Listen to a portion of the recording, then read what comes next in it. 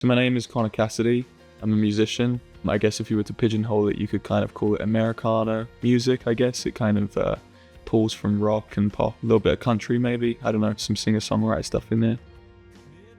Well, I started pursuing music as a career pretty early on. I would say that I grew up around music, so I would say probably around the age of 13 or 14, I was in bands and kind of just had it in my mind from then that was kind of what I wanted to do.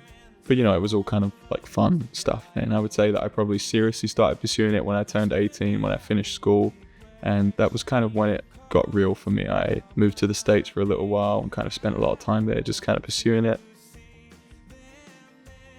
I would say that I didn't necessarily choose the genre intentionally, more not to sound too weird about it, but more or less it chose me.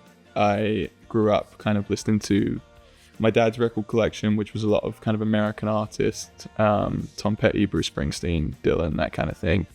And I think that just kind of, it all happened naturally, it kind of formed that sort of really sort of song-based rock music, yeah. I wouldn't say I necessarily try intentionally to keep it feeling nostalgic or anything like that. I listen to a lot of modern music too, and I really enjoy pop music and all kinds of things. As long as it's a well-crafted song, I'm not really concerned whether it's hip-hop, jazz, metal, whatever it is, I enjoy it. So I wouldn't say it's an intentional thing that I try to keep it nostalgic. In fact, I am constantly trying to find ways to maybe modernize things a little bit without being like, let's put a beat on this, So I grew up in the UK, in London, and my dad is a musician, plays guitar and sang. And yeah, I just kind of grew up with him, his presence, and kind of being really influenced by that. And yeah, his record collection, like I said, consisted of a lot of, Tom Petty, Neil Young, Bruce Springsteen. And I think that just from an early age, I was always around it. When I was pretty young, my obsession was Neil Young instead of, I don't know, whatever 4-year-olds are watching. I don't know. It wasn't that. It was Neil Young.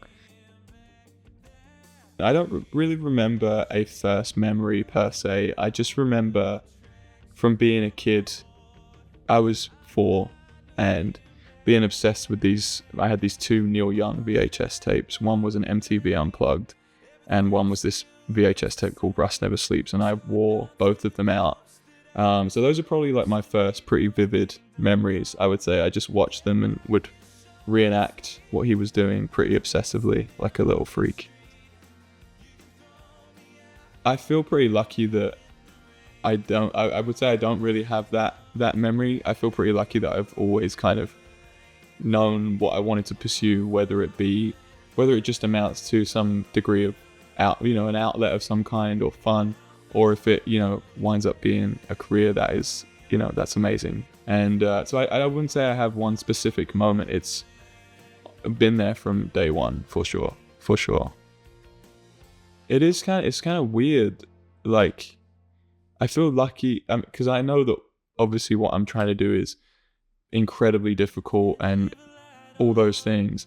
But I do feel lucky that I have something that makes me want to get up in the morning. And I'm not like, what do I want to do with my life? What is my, you know what I mean? Like, even if it is incredibly difficult to do, at least I feel like I have a purpose, which is nice. I'm not in my 20s and being like, what do I want to do with my life? The creative process for me is always super interesting because I feel like I have fairly limited control over it. I write pretty religiously, I would say, if not every day, at least 4 to 5 times a week for a few hours every day. And I try to make that a priority. But as far as inspiration, it really comes from anywhere. It can be just what's going on in my life, in someone else's life. I often find that just because I'm saying me in a song, I'm actually writing about somebody else, which I find happens quite frequently with me.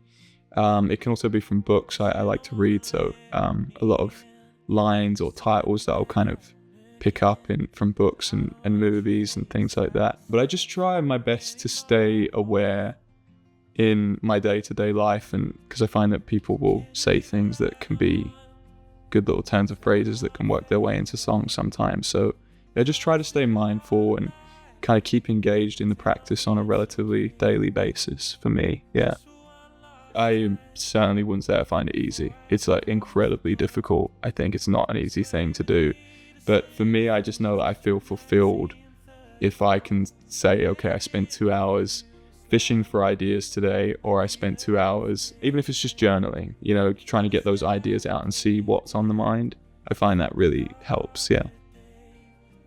And I find that, you know, if I do force myself, 9 out of the 10 things that I write in a couple weeks' time will be terrible, but then I will have one thing where I can go, okay, this is, if not a fully formed song already, this is like a seed of something that I can then expand on, you know?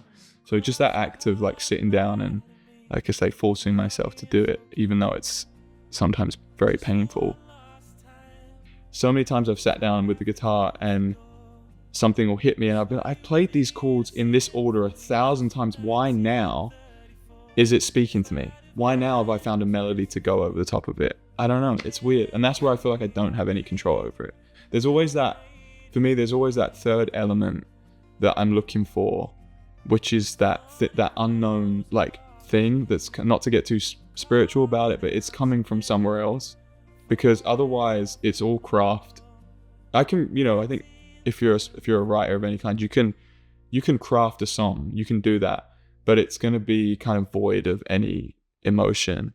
The reason those songs by whoever it is you listen to are so great and they move you so much is 9 times out of 10 because there's something deeper going on. There's some kind of thing that they didn't have control over. That's what I think, anyway.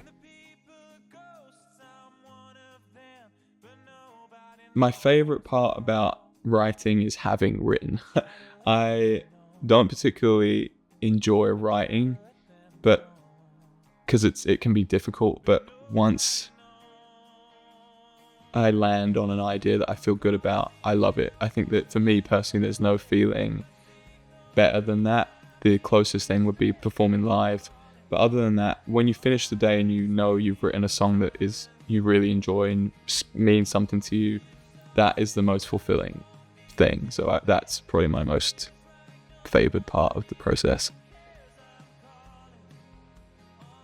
Not to be too broad about it, but I think some of the biggest challenges for me have just been trying to climb up that ladder. You know, as a creative, it's obviously an incredibly difficult path to choose. So I think just, you know, I'm also typically not an incredibly social person, which doesn't help. You know, trying to, whether it's sell yourself or trying to meet people or whatever. So I think, yeah, just trying to, all that stuff, network and yeah, just climb up that ladder, whatever that looks like to you. That's probably the biggest challenges. There are specific things I could go into, but I think just generally speaking, that's overall the most challenging. There have been a few moments for me that have been kind of exciting. I don't know if I could pinpoint it to one specific thing. I have been able to play with some really cool people and write with some really cool people. And when I was living in London, I got to write with a guy and work very closely with a guy called Simon Climby, who is Eric Clapton's kind of right-hand man, and wrote a song for Aretha Franklin and George Michael, and had some pretty big hits. He had a Grammy and whatnot. So it was really cool to get to work with him. That's kind of something that is a pretty special memory for me. And I've, you know, been able to open for some cool people. The bass player Glenn Matlock from the Sex Pistols, I got to open for him in the UK. I recently opened for a girl called Jade Bird in Toronto. Played some pretty cool shows in LA at the Hotel Cafe. Yeah, I've had some cool moments for sure. Yeah, I don't know if I could pinpoint it to one though. I don't know if I have a favorite song that I've ever written.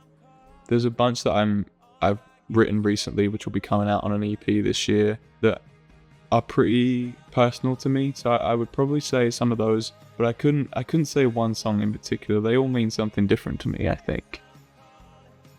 I'm working on an EP now. All the songs are recorded. We're just finishing up mixing the last few tracks. and that'll be coming out in the fall of this year. As far as goals, I'm always just looking to reach as many people as possible and connect with as many people as possible. I'd love for this EP to just reach as many people as possible, and I'm going to be doing some shows throughout Canada, in the US too, so just going to be playing as many shows as possible and doing everything I can to spread the word. They can find me on all the social medias at Conor Cassidy Music, and my website is conorcassidy.com.